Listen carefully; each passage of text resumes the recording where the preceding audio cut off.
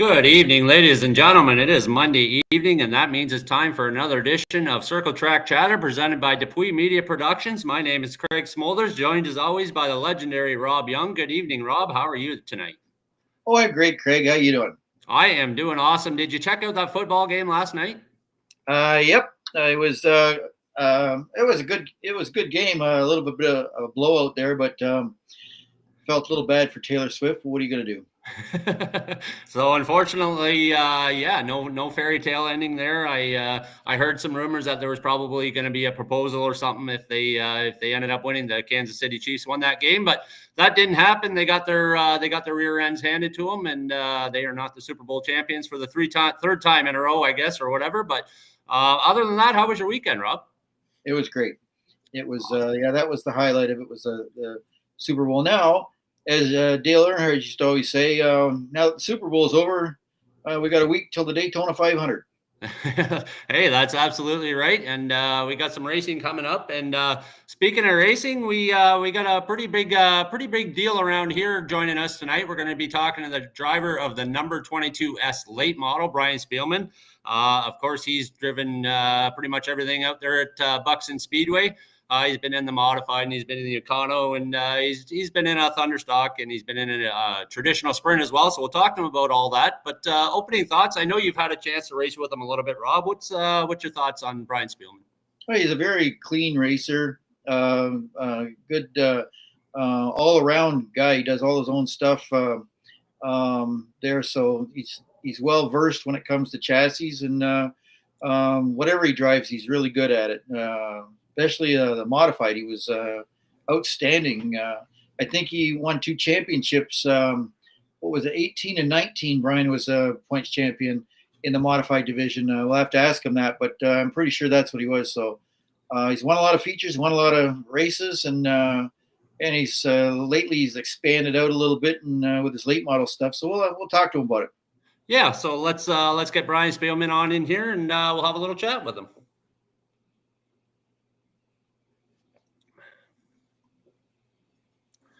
Good evening, Brian Speelman. How are you tonight? Good. You guys? Really wonderful, good. Wonderful. Thank you very much for taking some time out of your Monday night to join us. Did you have a good weekend? Yeah, it was a busy weekend. It was getting the car ready, I assume, eh? No, housework.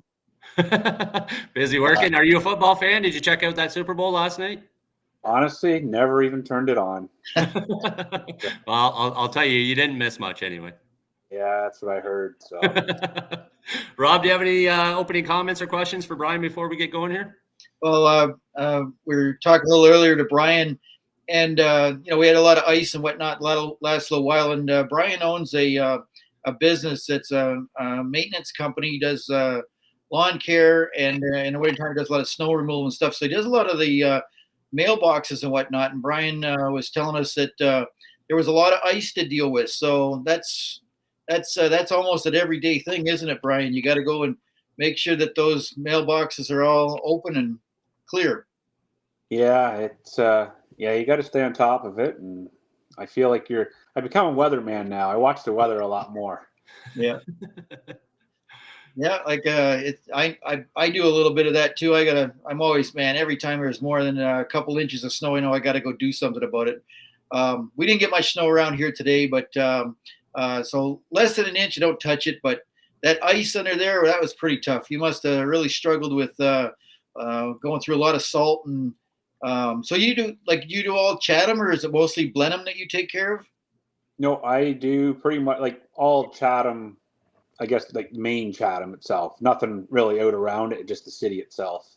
Yeah, yeah. So Brian's business is called 22 Lawn Care and Property Maintenance. So I take it the 22 is because of the 22 number that you wear in the car. Yeah, just kind of, when you think about it, I've been that number pretty well my entire career. And, you go to the track, you see a 22, it's kind of who I feel you think of probably. There you go. All right, back to you, Craig. Well, I mean, while we're talking about it, what's the significance of the number 22? How did you come up with that number, and why are you sticking with it? Actually, I guess where it all started is my first year I raced. I was actually number 66, and I copied that. I don't remember where I came up with that number originally, but the next year was, I do believe, is when Dave Blaney went to the Caterpillar car, and I've always been a Blaney. I guess any of the Blaneys, I've always enjoyed watching race, and I guess ever since I switched to it, I kind of stuck with it, and that's kind of where it come from. Was when he was the 22 Cat car. Awesome. Wow, that's all cool. So I guess I want to know, Brian, right off the hop here, did you, as we see a picture of there with a junior fan, did you grow up racing? Were you a junior fan growing up? Did you go to the racetrack with your family and kind of hang around the racetrack, or how did you kind of come get interested in racing? I would say we definitely went before I drove. Like I remember going to Ridge Raceway, but before that, I don't know how many years I would have been going. I know we went there just about the time it was closed. So I would say probably 3-4 years, I guess, before I really started. We spent a lot of time traveling, and we did a lot of stuff going to the States and hitting different tracks, stuff like that. Was your family into racing? Like, were you guys watching race like NASCAR on TV or anything like that, or just kind of hanging around the racetracks locally? Honestly, I think it just kind of something my dad enjoyed going to. He liked watching and stuff, and I think I just kind of went with him. And I don't really remember. I remember just me and dad a lot of the times would go, and then like if we went away for a weekend or something. My younger brother would come with us and my mom, but I think usually it was a lot of times it was just me and dad would go. Okay. Rob, do you have any questions about that? That's what I was asking Brian a little earlier if his dad was instrumental in was a big help, but which he was. I remember watching Brian pull into the track, and he and his dad were kind of like the only guys that was their crew. His dad did a lot of stuff. Brian says his dad's slowing down a little bit now, but that car in the picture, Brian, I see it. It looks like those are 5-stud wheels. So is that a street stock? That's not a little mini mod or anything like that, is it? Nope, that was when they had the Econos. Yeah, that was I ran that for 3 years. Actually, the car in the picture there, that was actually I believe that's probably I'm going to say within the first month of probably when I started racing. And we actually I bought a car with a cage. I believe it was from, I don't know if it was Donnie Gordon or Donnie's brother, maybe. But we took it and cut the cage out of it. And I actually took that car to high school, and that was my tech project. Yeah. And that's how we built the first car. Was a bit of a class project, really. Wow. Yeah, that's almost something I forgot. When I was in high school, I built my first stock car engine in high school in auto class. Yeah. And I think through that, actually, that one of my buddies in high school, he actually went on. I think once they were out of high school, he went on to race at Delaware, just doing endurance races for a while. So it must have nailed 2 birds with 1 stone. Got us both hooked, anyways. Yep. So you look pretty young there. Like, how old would you be there? I'm going to say I was probably 16. Wow. So you're 40 years old now, and you were 16. That means you've been racing for like 24 years. Yeah, I think this is my 24th season coming up here, I think. If I calculated that right, I don't know. Good for you. It's been a while. And you're only 40. Oh, you still got a long ways to go. Anyway, back to you, Craig. Yeah. So, I mean, like you were talking about, you built this your first car in co-op class in high school. Did you kind of have to jump through any hoops to kind of get the high school on board with this, or were you just like, yeah, let's just roll her in, we're going to rock and roll? Actually, really, honestly, it went pretty easy. There was a lot of guys, bring in the riding lawnmower and rebuild a motor or something. So there was, a lot of that stuff. And then, here I come rolling in with dragging a bunch of scrap metal to build something. And, everybody enjoyed it. Everybody that helped out really enjoyed it. And it was definitely interesting. Yeah. Were at that time, like for whatever class you were running, were you up on the rules? Like, did you really kind of have a grasp of what you were doing, or were you just kind of winging it until you kind of got it on the track and figured out what was happening? I'm going to say at that point, we were pretty much winging it. There wasn't really a whole lot of rules to the econos. They were pretty basic. And so it wasn't too hard to figure them out. But yeah, it kind of just go with the flow, right? Yep, for sure. Rob, do you have any questions about that? So earlier we spoke to Brian about he lives in Blenheim now, but he grew up in Wyoming. So I take it that this would be your school somewhere around Wyoming. Is that correct, Brian? That picture there you actually got up is so in grade, I guess it'd be grade 11, I think it was. When I did my co-op, I actually got hooked up with Dave Whitlaw. And okay. I spent that was where I did my co-op, was through him. Wow. Yeah, he's a smart guy. In fact, I think he even he won the Oxford 250 one time, didn't he not? Yeah, he's got quite a few wins, I believe, under his belt over his career. Yeah, he was a standout in the Cascar division and the Canadian Tire Series. Anyway, yeah, you sure that brings back a lot of memories. I was a fan of his. I used to like to watch him race. Anyway, back to you, Craig. So pretty much right off the hop here, I guess in 2003. So pretty well right off the hop here, you pretty well got a good idea of what you're doing. You're doing Brian Speelman things, and you end up getting your first Econo feature win. Walk us through your first win, and walk us through your first win and how that race kind of unfolded for you. Well, to tell you the truth, I don't really remember a lot of it, but I'm sure if I went back and looked through. I'm pretty sure that night we probably, if I remember right, I feel like we cleaned up that night. We won the heat race, and I believe we had the pursuit races still at that time. And I'm pretty sure I cleaned up everything that night. Okay. And that would have been a pretty big class of cars at that time too, right? I believe they were kind of, I don't know if they would be as big as the Thunderstocks were right now. I'm going to say probably more 10 to 15 cars maybe. Okay. Were you at that time, were you racing against anybody at that time that you're kind of racing, like anybody else that kind of worked their way up? You know what I mean? Like, did you race anybody that you're racing against now? So we were only, I believe when I started in that class, they ended up changing the rules, and they only had, I think they put a 2-year rule that you could only run 2 years and you had to move up.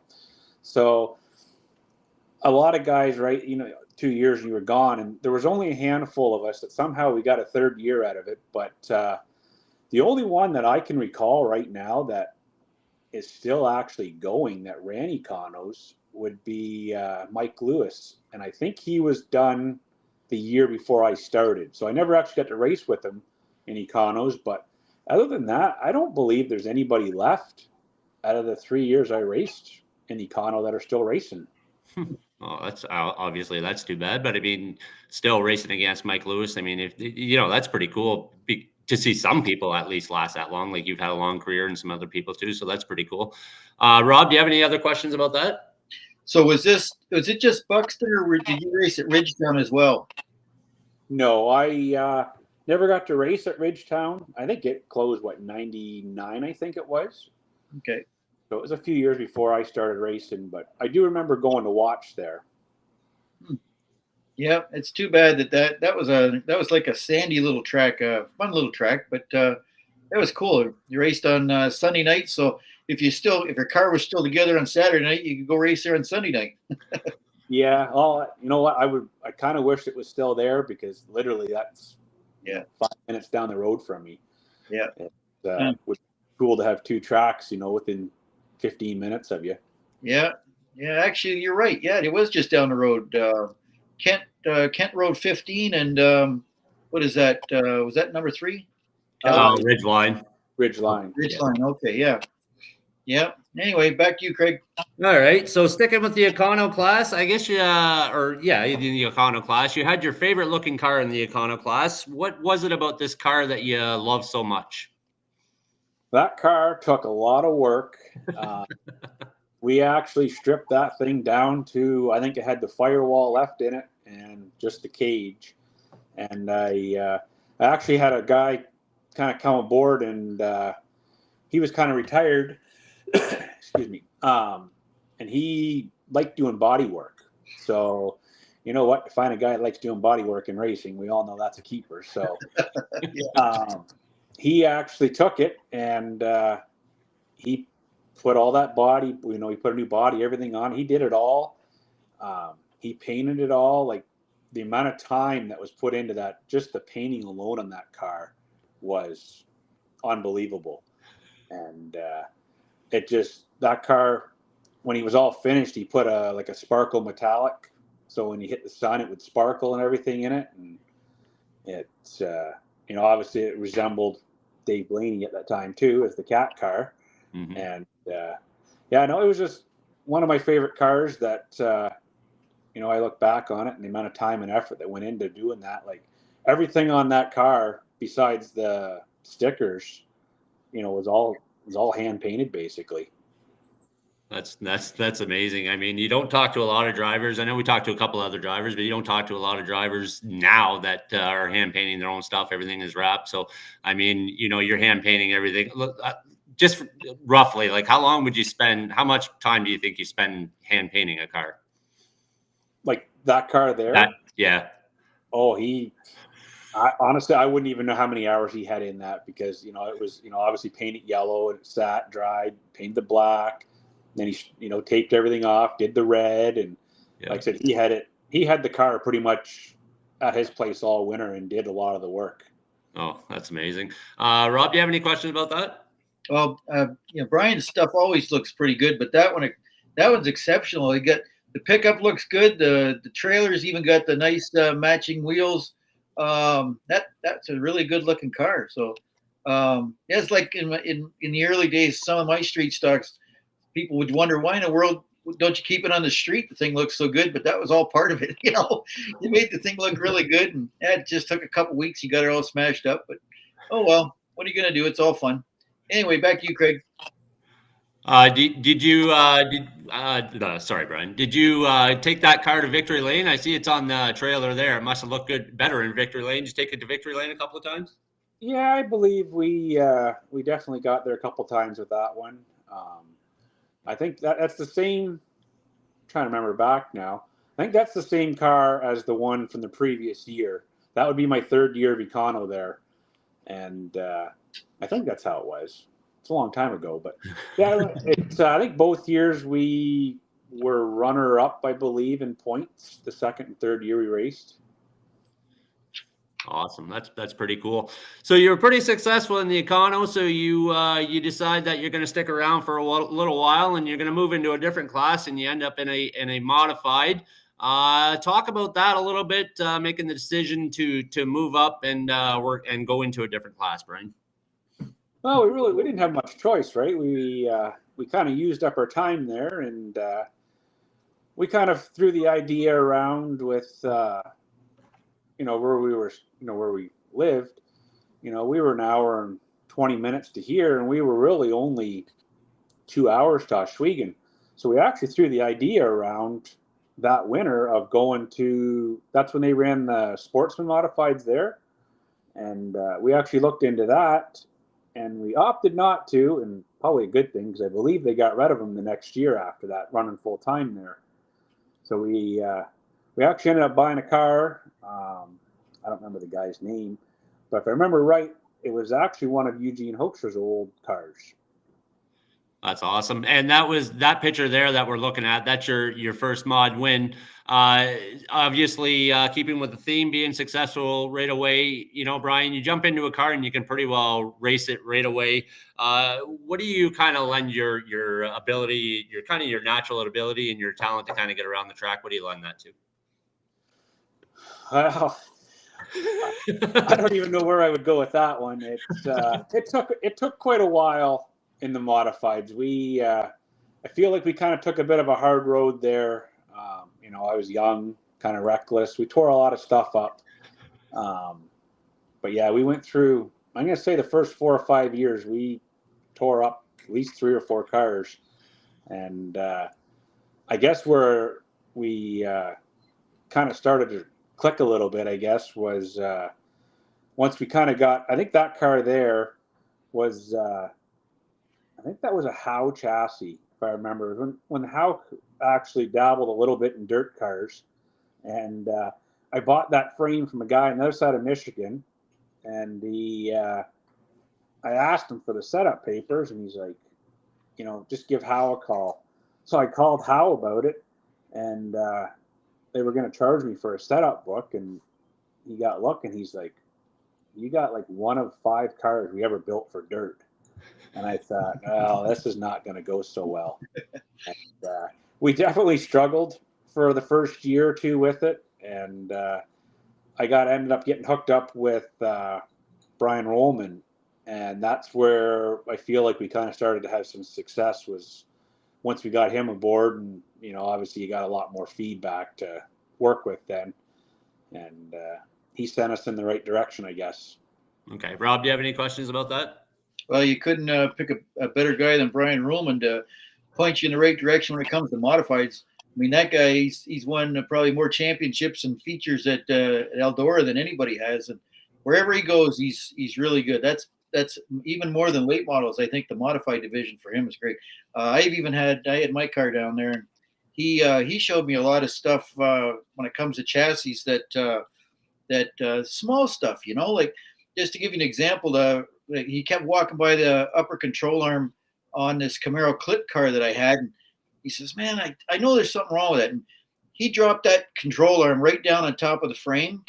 And it affected the camber gain that I had so much that car took on a whole new attitude, just that one small adjustment. And I mean, it wasn't much, like it was only up about an inch or an inch and a half above the frame, and he just dropped it down, and man, it did ever make a difference. So he's a smart guy.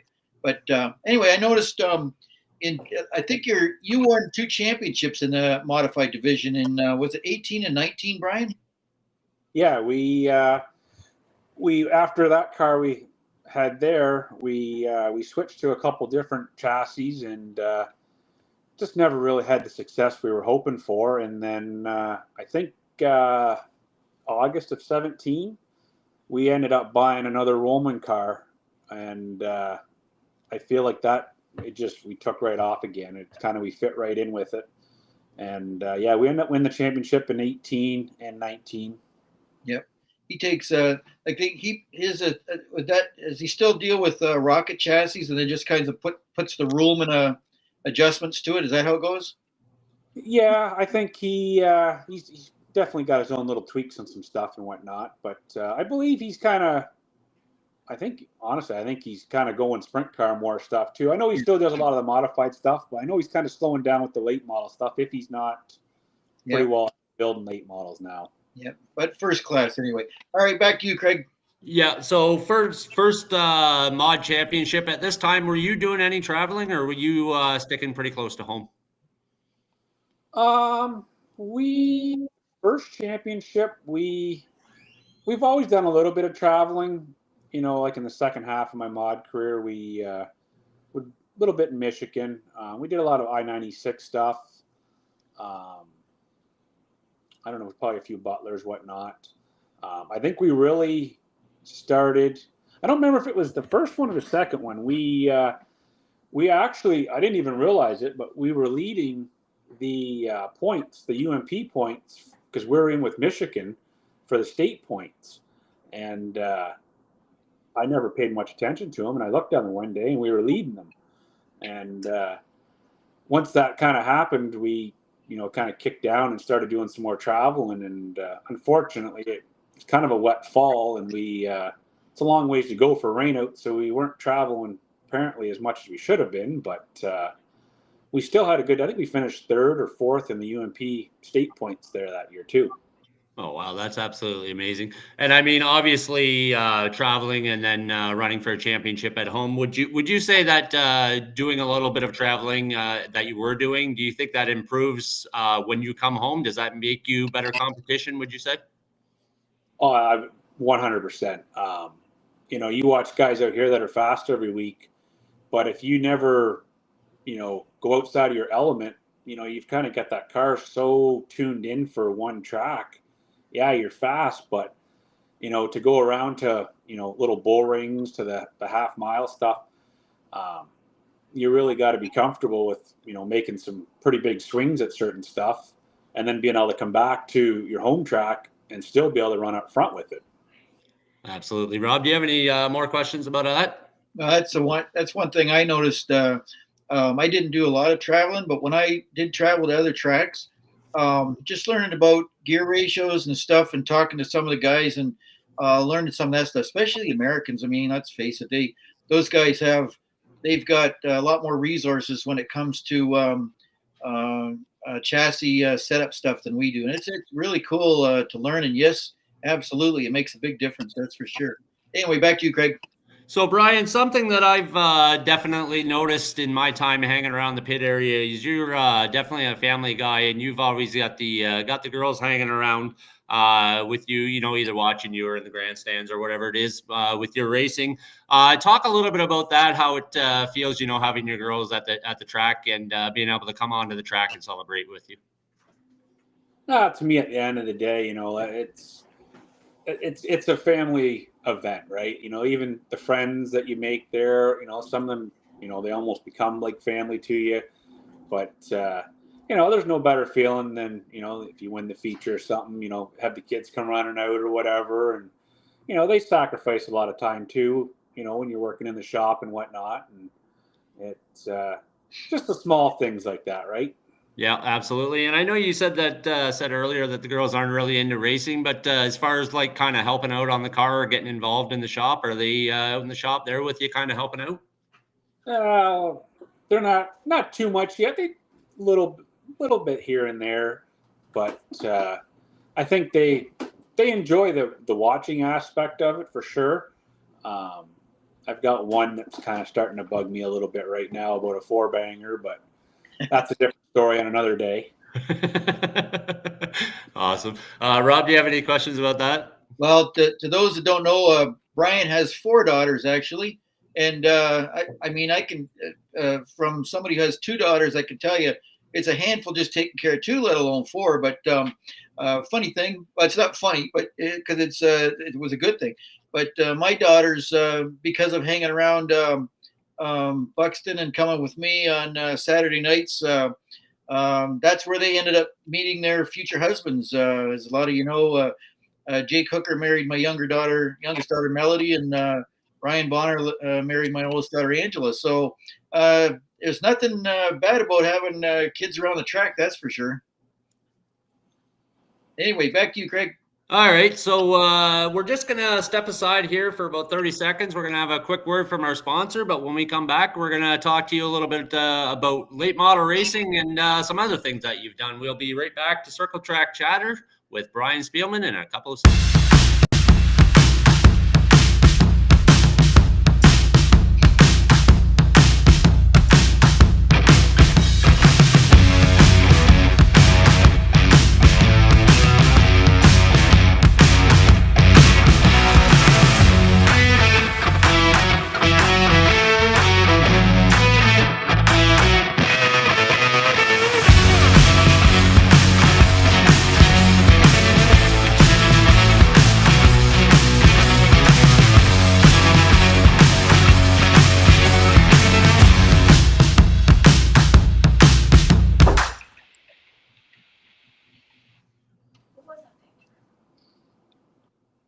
All right, and we are back. Circle Track Chatter. Craig Smolders and Rob Young talking to late model driver Brian Speelman. So Brian Speelman, we're just going to take a step aside from racing here for a moment.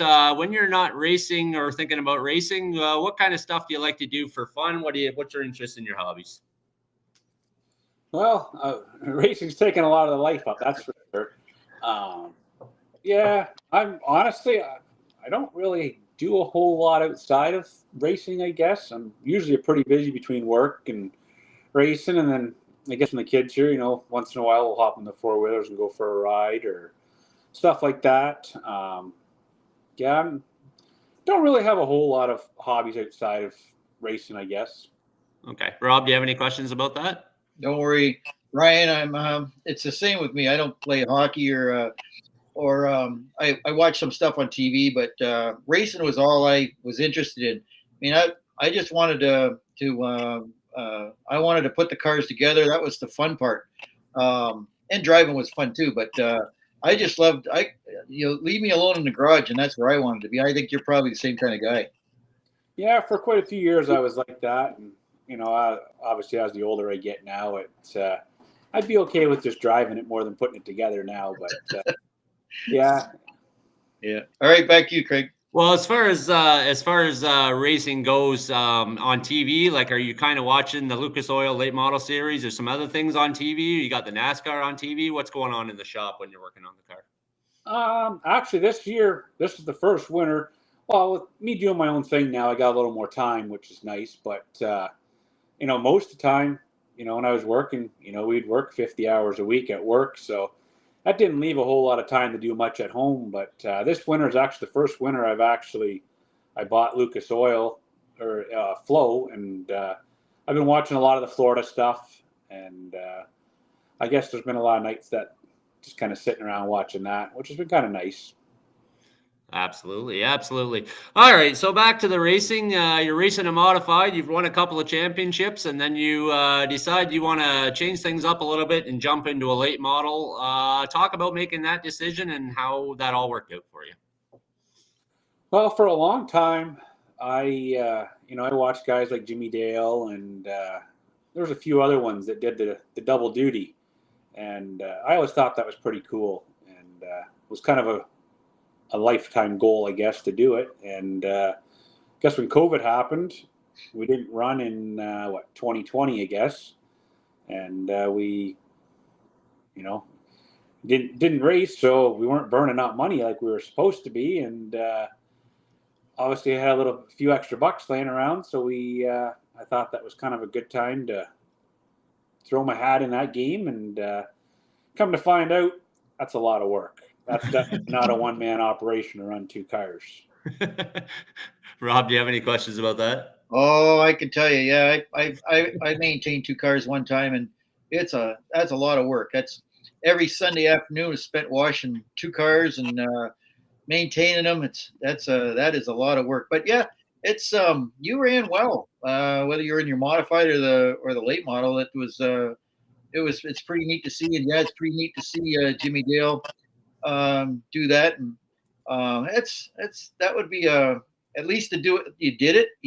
You tried it, and what the heck? I think your focus now on the late model is a good direction to go. I've been watching some of the stuff where you've been running and whatnot, and you're doing pretty good. So, but we'll be talking about that late model here shortly. Yep. Yeah, for sure. But I just want to backtrack for a second and make sure I don't miss anything. You raced for Brad Othier a little bit. Talk about that a little bit. Yeah, I think I drove for him. What was that? 2015, I think, somewhere around there. He gave us an offer to drive that for the season, and at that time, that equipment he had was better than what we had, so we figured, we'll try it and see what happens. And I don't really remember how we finished that year. I know we had a really rough start to that season. I think if I remember right, I totaled that car pretty good there. About 5 or 6 weeks in there, we had a big wreck, and yeah, he did a lot of work to put that back together over a couple of weeks. So give us the dirt on Brad Othier, Brian. What kind of a car owner is he? Is he kind of pushing you guys get her across the victory lane first, or what kind of a car owner is Brad Othier, Brian? Brad's just, I would probably have, the majority of the guys, you look at all your guys that have raced for a long time, and I would probably put Brad as probably one of your diehard racers. That, you look what he still gives back to the racing community with Jake driving, and, he doesn't have to field cars for people and whatnot. And he's just a true racer at heart. And, he, put guys in cars, that's putting a lot of risk on his own pocket to do that. And, he never really, he obviously wanted to do the best we could. And, I think we did pretty good with his stuff, and it just kind of sucked, with, like I said, it was a really rough start with that.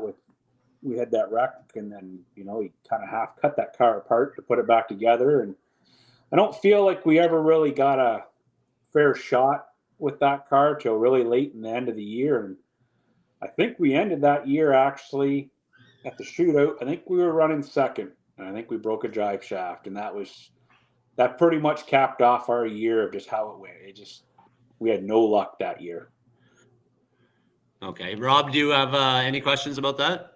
Well, yeah, you began talking about Brad Gauthier, and Brad and Nikki are, as Brian says, they're real racers, and not only now Brad doesn't drive, but his daughter Laura is driving, and Brad fields that car, and I know his grandson's going to be driving the other Thunderstock along with Jake, and boy, that's a lot of work.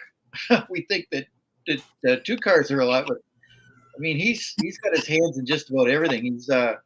He's a super promoter of stock car racing, and good guy to have around. That's for sure. Anyway, back to you, Craig. All right, so that's all good information. And getting back to the late model racing, I know that you've done a lot of traveling with your late model. Just kind of walk us through some of your late model racing with some of your travels, some of the tracks that you've been to, and some stuff like that, Ryan. Yeah, we the first year there, I think we just came out of COVID, so everything was still kind of tied down a bit with it when we did the double. And yeah, that first car we had was the most plain Jane. It was a crate car actually originally, and I just had a motor sitting here. I thought, heck, we'll throw it in, try it. And I think that first year, I think we finished top 5 everything but 2 nights. And I believe that going into the championship night, we still had a legitimate shot at a championship, which was I was pretty happy with how that played out. But yeah, and then we sold that car, and we got hooked up with kind of got tied in with Ed Carley, I guess, with the first one, and he kind of tied us in with the Kryptonite deal. And I feel like that's kind of been a real fit for me. Talk to Freddie. Super easy guy to talk to. I've never dealt with anybody else as far as chassis wise, to call for help and stuff like that. But at the end of the day, I don't think you're going to find an easier guy to call, text, whatever. Definitely, they are very helpful with all their cars. Even Ed Carley, another one that I can call, text him probably anytime, anywhere he is, whether he'll text, call me back, whatever. But, between those two guys, I think they really got a shot in the right direction. And, yeah, we did a bunch of traveling with it. We spent a majority of a summer there running in Michigan with I think it was the All-Star Challenge Series. And we run a bunch of tracks in Michigan with it. And same thing. You start having different vocabularies of race tracks from, I-96, the half mile, to Thunderbird, places like that, little bull rings. Some of these guys here, they complain it's dry. That's for the features. You go out for hot laps and you've got that already at hot lap time. And it definitely, you learn to drive a lot differently. And it's definitely helped me. Absolutely. On that list of tracks there, I see that Big E. That's a pretty special place to be racing at, Brian. What's that track like from the driver's perspective? You get out there, it's the high bank. You go full pin all the way around that track. Talk about that experience racing around Eldora. Well, we went back, I think in 2010 or 11 too. We were down there with the modified, and we were nothing special down there at that time. It was just something. It was a hit list. And then when we went back, we went down for the Steel Block Championship, and we'd played with the Steel Block guys there a couple times that season, and we had some good runs with them. So I thought, yeah, we'll try it. And that was a miserable weekend, rain, mud, whatever. And yeah, I spent hours on the phone with Freddie setting that car up. And when we hit that track, we were just gone. I look back at it now, and it's different feeling to go into the corner and your mind's telling you to let off, but you got to keep your foot in it, or burping a throttle there on a hammer down racetrack, that kills you. Yeah. How many laps do you figure it kind of took you to kind of train your mind to, because I would assume it's almost natural to just take your foot off the throttle, right? So how many laps, how long do you think it kind of took you to train your mind to, don't lift, just keep going? I think the track was pretty slimy, so we really never got hot laps, we'll say. Qualifying, I was still lifting a little bit, and I think we had on our original start in the heat race, I started on the outside pole, and when we dove into turn one, I same thing. I think I lifted a little bit, and I didn't get a great start, but we had our caution luckily, and for that next lap or two under caution, I had to talk to myself, and you're not lifting. And when we came off turn two on that next start, that was we had a good launch, and it's a different feeling. I will say that the G-force is pushing you down on that seat on that track is crazy. Rob, do you have any questions or comments about that? Yeah, I watched that race, Brian, and I'm telling you, I think somebody either got a flat tire, the caution came out, but you had that thing won. It was you drove through 1 and 2, and you had those guys covered. Like, you had enough of a lead just going down the back straightaway, you would have won that thing. But that's a nice division, isn't it? That steel block division. It's obviously you're still going to have a couple of your high end cars and stuff in there, but for the most part, that is kind of where I feel like all your Saturday night tracks fall under. Yeah. This full blown, super late model stuff, that it's expensive, and with those guys there, if it sucks where we live because we're so far from where they race. Their schedule is based out of bottom of Ohio, a lot of it, and kind of Kentucky and around there. But at the end of the day, if I lived closer down there, that would be my full-time schedule, be running with them. Yeah, I think they call that the Ohio Valley Late Model Dirt Series, and steel block. You can run aluminum heads if you want, and they run all over Ohio, and there's a lot of tracks to run it, that's for sure. Yep, it's definitely, the series is growing. I think the last couple of years here, you look at the final guys that have raced in the series, and I believe every year there's been 100, 120 guys that have raced at least one race with them. It's in my opinion, it's an affordable way of going racing. Yep. I went to the last late model I had, I did have a 417 SB2, and that thing was pretty stout, a little bit more power than I really needed for this track, but that's a motor that Jake ended up getting. But I put my 355 steel motor back in, and that's what Ryan runs now. But man, I took that to Oakshade, and I ran wide open around that track. That was the coolest feeling. Like, you think the thing's going to blow up, right? But it's you got a 7,200 RPM chip in it, and she just touched the chip at the back end of the straightaway, and keep your foot in the throttle, just touch the brake. Wow, what a ride. Just a fun thing. That's how I thought, man, it'd be cool to run a steel block series. And like you say, they're just a little far away for us. You probably got a 3-hour haul just about every time you go to the track. Yeah, the majority of their stuff, even this year, like, I've looked at their schedule, and I'm going to say a lot of their stuff is probably more to 6 to 8 hours for the majority of their schedule. And like, we went to Atomic, I guess, last spring for their opener, and we were fast. It just had a flat tire in the heat race and put us behind the 8 ball and started at the back for the feature. And you know how that goes. It's just downhill. One thing sends you downhill, and it's hard to recover sometimes. Yeah. Well, that's pretty cool. It's fun to talk about those Ohio tracks and stuff. But anyway, back to you, Craig. All right. So all these tracks that you've kind of raced out here, Brian, what would you say is probably your favorite track? Obviously, I really enjoyed Eldora. I would have liked to have seen what it would be like, obviously when it's a little more technical, when it dries out. But honestly, one of my favorite racetracks, and it's kind of been that way, we've been there lots, is I-96. I've always enjoyed going there. We ran the mod there, I'm going to say quite a few times there. We've had mixed results there, but it's a different kind of track too. I think if you probably looked at it from above, it's kind of a bit of a D shape, maybe a little bit too. But the one thing I really enjoyed about that place, though, is there's no walls to get into. Going in turn one, you got a little short wall, but the whole front straightaway, there's a bit of a ditch between the track and the wall. So even if you do make a little mistake, you're not bouncing off concrete or tearing stuff up.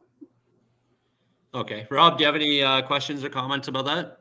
No, I'm just amazed at Brian for he said, well, he's 39 years old. He's actually not 40 yet, but to run all those tracks and whether it be a modified or late model, and he's got himself a lot of experience under his belt already. So can't wait to see what the next couple years have in store for him. Anyway, back to you, Craig. Yeah, absolutely. But sticking a little bit closer to home, at some point, I believe, was it a couple of seasons ago, somebody convinced you to jump into a sprint car, or you wanted to jump in a sprint car, whatever way that worked out for you. Talk about going sprint racing, Brian.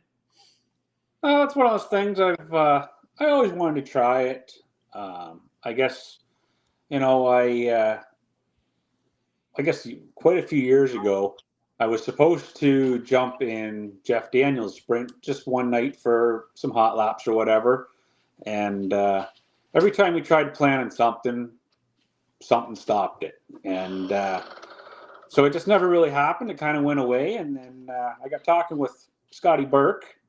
And one night I jumped in his wing sprint there after everything was done and did a couple dozen laps. And that was cool. I enjoyed that. And then I actually had, I believe it was Aaron Wiebe that kind of pushed the buttons and got everything rolling for the this non-wing car of Dick Mahoney's.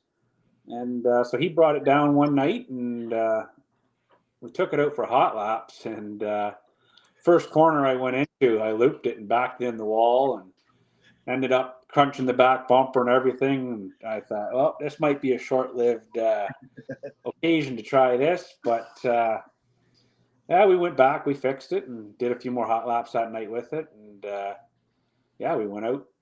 I don't know, it was a couple of weeks later. They come down here to run their first race, and we actually won the heat race with the opening night with them. And it kind of, yeah, once you got the itch, and then it was just something that, it was cool. It was, I was fortunate enough to, have Dick let me drive his car for, I guess, almost a year and a half, I guess. And yeah, they're a different beast. I will say that some of these sprint car guys are definitely got to have a different mindset. But yeah, it was cool. I enjoyed it. I don't have any plans of going back to anything, unless you never know what comes down the road. But Rob, do you have any questions or comments about that? Well, Brian says he's a fan of the Blaney's. He sort of based his first car off that, number 22. But I like to venture over to Attica Speedway for the Brad Doty Classic, and the Blaney family are there. I'll tell you, when you say that they're a different breed, watching those wing sprints run around there, as many as they get on that track, and as few wrecks as they have, these are real professional race car drivers. I can see where this would be kind of exciting, but I'm not really a big fan. As I said, I like to watch the wing sprint cars, especially when with guys like Rico and the Blaney's. It's fun to go watch that, and at a professional level, that high of a level. But I can see where this would be kind of exciting. And but I think Brian's thing is that late model. That's the thing he's going to have to focus on. That'll be something we're going to watch in the next couple of years and see how you do. Yep, absolutely. And Brian, whether it's a late model or a sprint car, I know you have a lot of help from your father. Why don't you talk about your father, who's helping you out all the time? Yeah, he's kind of the one that jumped 2 feet in with it, and when we first started, we didn't know whether this was going to be a 2-year kind of thing, and it's been a long road. We've definitely we've butted heads many times. I will say that. Especially in my younger days, a little bit hot under the collar, but yeah, he's been around. He's supported me, and he's definitely one that he likes to see the success we have, and it's yeah, without him helping me through it all, whether it was buying stuff, whatever, just being there, I would definitely say I would never have made it as far as I would have without him. Anyways, he's definitely been the number one person that's definitely been there to help me out. Oh, that's absolutely amazing. Did your dad ever have a chance to jump into the car for like a mechanics race or anything like that? Has he ever taken the car for a spin? Um, I don't believe he's ever. I don't think I don't think he's ever been on the track with one of mine. Just I never really showed interest, or just never had an opportunity, or whatever. He's always had a bit of breathing issues and stuff. So when he put that helmet on, it was a little bit tough for him to breathe. I think was the big thing. Okay. And, you get strapped in there, and if you got any kind of claustrophobic sitting in some of these cars, you're bundled down in there pretty good, and you throw a helmet on and kind of restrict a bit of air there, and yeah, some people they don't like it, right? No, absolutely. But either way, I'm sure that when you roll into victory lane and your father is there, if he's there to congratulate, he's got a big old smile on. And probably a big hug for you and a congratulations and everything. Either way, whether he's driving or not, right? Yep. Yeah. Yeah. Yeah. Obviously it's always nice to win, but he was, his philosophy was bring it home in one piece. And, there's lots of nights that happen, but there's probably a lot of nights in my early career that didn't happen. And, that's, it kind of sucks that you spend a lot of time, a lot of money fixing them every week. So you kind of learn to slow down a bit and, take care of your equipment a little bit more. And that makes him a little happier too, because at the end of the day, it saves him a few bucks too, I think. Rob, do you have any questions or comments about that? Well, I've watched Brian and his dad for, of course, just as many years as I've been going to Buxton and racing, probably since '07. But I could tell that that his dad was very passionate about the sport, and they'd like to be there with Brian on Saturday nights, and it's just good to see that. Get somebody that you can bounce a lot of stuff off of, and you guys look like you're a pretty good team. Yeah, it's been good. It's definitely at the end of the day, like I said, it's a matter of whether we bunted heads or it was a win or whatever. We we always got along for the most part, and it's cool to build a relationship like that and have someone like that around. Yeah, it sure is. Anyway, back to you, Craig. All right, so we're kind of all caught up to where you are at racing now. We're heading into the 2025 season. What's 2025 looking like for Brian Speelman? Right now, we're still throwing ideas around. I don't see anything full time. That as of right now, we probably going to hit the road again. Try a few different places, whatnot. I like doing the points deal, but I don't like racing every week. It's so it makes it hard. Like running out here, it's a long summer. Kids getting older, and you got other stuff you want to try and do too. And I really like some of these schedules across the border. I-96 right now, I think their schedule is 13 nights over the course of the summer. So you've got lots of time off, lots of weekends off. Throwing the idea around the American Late Model Mini Series. I think it's 10 or 11 races too. Just kind of going with the flow. I don't have anything on paper. I kind of get, a little bit of heck for that because people are trying to book time off and whatnot. But it's, yourself, things can change real quick when in this kind of stuff. Yep, absolutely. Absolutely. Rob, do you have any questions about any of that? Well, I noticed or forgot to kind of speak up when Brian was talking about Freddie and Tyler Carpenter and the Kryptonite chassis and stuff. And I don't know of anybody else around here that runs a Kryptonite chassis, but those guys do well with it, and they've got a real good following. But what a couple of characters to get a chance to talk to. The fastest ponytail in dirt track stock car racing. That's Freddie Carpenter. I love to watch those guys, and the fact that you get information from them, and that's pretty cool, Brian. Yeah, they honestly, Freddie. I haven't really dealt with Tyler much, but Freddie, yeah, he, anytime, if we go to Eldora or whatever, he's there. I always go down, talk to him for a bit, and we talked to him a bit at the Dome, and yeah, he just another one of these deals where they want to see their cars succeed. On a local level and even a regional level, they're definitely nothing. They're a pretty stout bunch there, and they got a little bit of work to do on a national level for sure. But like at the end of the day, I think if they can be successful on the local level and the regional level as a chassis builder, I'd be happy with that because you look on the top level of racing. What are you dealing with? 50 guys that are really running around the country full time doing it. Yeah.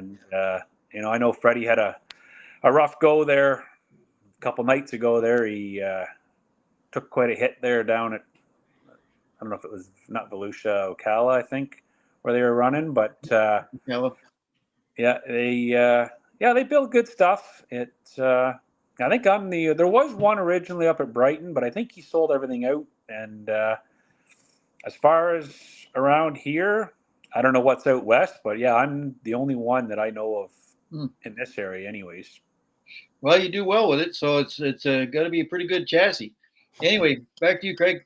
All right, Brian. So all the racing that you've done and all the places that you've been, do you have one memory that kind of stands out as that's my go-to? That's always my go-to story whenever somebody asks me about my racing career. What's the one place, one race, one moment that you have that really sticks in your mind? Obviously Eldora. That as much as I really enjoyed that, it kind of burns my ass a bit. It's kind of a mixed emotion with that one, right? You knew you had something good to work with, and you couldn't beat yourself out of the paper bag to have some good luck down there. But that, and probably I had to pick something else. We've had a couple of really good runs over in Merritt, Michigan there when we were running that summer over there a lot. There was a couple nights there that I really enjoyed and kind of standouts. And then obviously, the championships and the modified. The first one, we busted our ass on that one. Awesome. And if money was no object, time was no object, you could go anywhere and do anything. What's the dream track, the dream race, the dream series? Where are we going to find Brian Speelman? If money was no object, I think I would definitely take a go at, whether it was the Outlaws or the Lucas Oil Late Model, one or the other. I think, with traveling, a lot of people always say that, it's hard traveling, and it is. But one thing you got to remember when you're on the road like that, right, you get up the next morning, you're not trying to do all your running around at home, getting stuff done like that. You get up, you walk out of the hauler, and that's your job. It's a lot easier to just go on the road and not have the responsibility of your everyday life.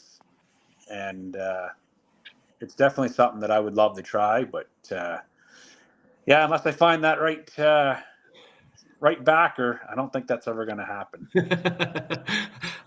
Absolutely. Well, Brian, whether it's a traveling series or racing at Buxton Speedway, it takes a lot to get these cars to and on the track. Do you have any sponsors or people you want to thank that are helping you out on the car? Definitely, my dad, he definitely a big player in that.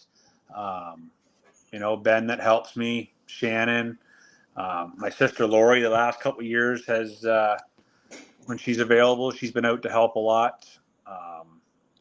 As far as sponsors go, we got a few.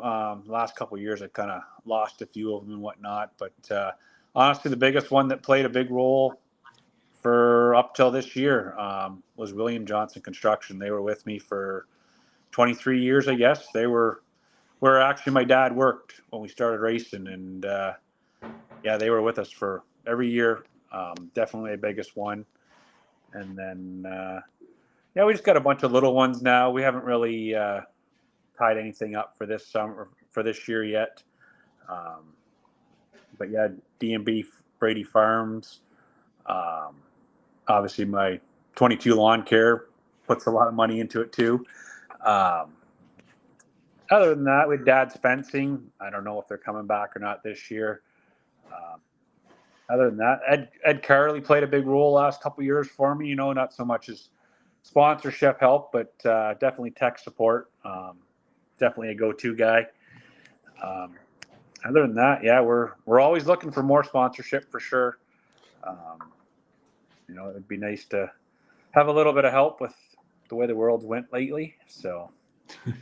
Yeah, absolutely. And I've told you this before, but I don't mind telling you with your 22 Lawn Care, any opportunity that I get. I see a lot of posts on the Blenheim Facebook stuff. So any opportunity that I get, I like to plug your business. And I don't know if you get the jobs. A lot of people who say you're too busy, but obviously if you're too busy, you're good at your job. So that's always a good thing too. But either way, I try and send as many jobs as I can your way. So hopefully that kind of helps put some money back into the race car. Rob, do you have anything else for Brian before we kind of let him off the hook here? Well, I think a day or two ago, Brian posted a picture of a Vic Hill late model engine that he thought if anybody wants to buy one for him, he could use that. So if there's anybody out there that's interested in supporting a really good late model guy, and when I think about Brian, I think of a guy who does a lot with a little, and he's always running up. We always have those 2 or 3 year guys who've got the best of everything, and they run right up front. But Brian's right there, so he does an awful lot with a little. So if there's anybody out there that can help him, Vic Hill, one of Vic Hill's late model engines would help, and I'm sure a few dollars to help do a little traveling. But I felt the pain, Brian, when you were at Eldora. We all know you had that heat race one, and I forget what happened, whether it was a flat tire or something like that. But you got such a really good drive, not only off of turn 2, but even you drove so hard into turn 1, and you had those guys beat. There wasn't any way they were going to catch you. All you had to do was run that line. So we felt your pain, and we were pulling for you. So you did a great job. You really, we were proud of you.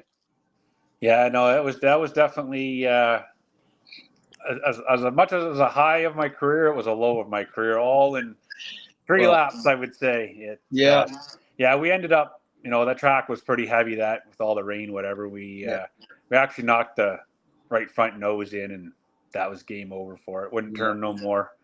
But the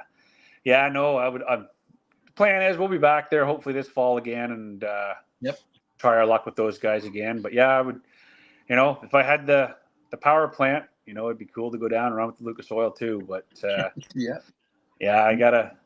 There's a time and a place, right? Your stomping grounds and where you're kind of should be and shouldn't be, and I know my limits. Well, that's good. Good for you. But you're a hell of a wheel man. I can tell you that for sure. So keep up the good work. Yeah. All right. Thanks. Yeah, absolutely. And I don't have any other questions for you, Brian. We really appreciate you taking about an hour out of your Monday night to kind of join us here. Before we let you off the hook here, is there anything else that you think we need to know about Brian Spielman looking forward? Yeah, you pretty well covered her all. The always looking to improve, and I guess one of my goals is now, as the older you get, I enjoy going to new tracks. It's even this summer there's there's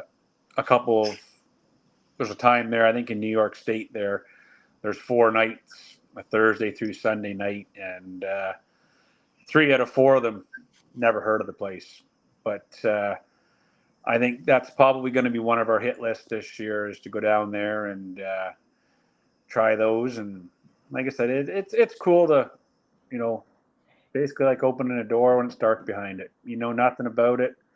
Go in and try your best, and that's all you can do. Make some friends out of it and see how it goes. Yep, absolutely, absolutely. Well, we definitely, like I said, we thank you very much for taking some time out of your Monday night to join us, and we wish you all the best in your 2025 season, and definitely hoping and looking forward to seeing you at Buxton Speedway, hopefully a few times this season, as well as we'll catch you on TV wherever we can, and stay up to date on your Facebook. By the way, social media, you are on social media. Do you want to give a shout out to some of your social media platforms so people can keep up to date with your racing? Yeah, the only one I really use as far as the racing stuff goes is on Facebook under Speelman Racing. I try to keep it all there, so I don't have anything else. So if you see it, it's not me. All right, awesome. Well, like I said, we wish you all the best of luck, and can't wait to see you at home here and traveling, and whatever track you find yourself at, Brian. We wish you the best of luck, and thank you very much once again for joining us on Circle Track Chatter. Yeah, thank you guys for having me.